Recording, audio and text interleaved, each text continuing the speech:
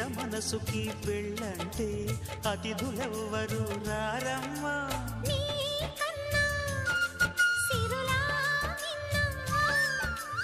ఓమైనా మనమనును మెచ్చిన మనసులు పెట్టిన సుముహూర్తం ఇది.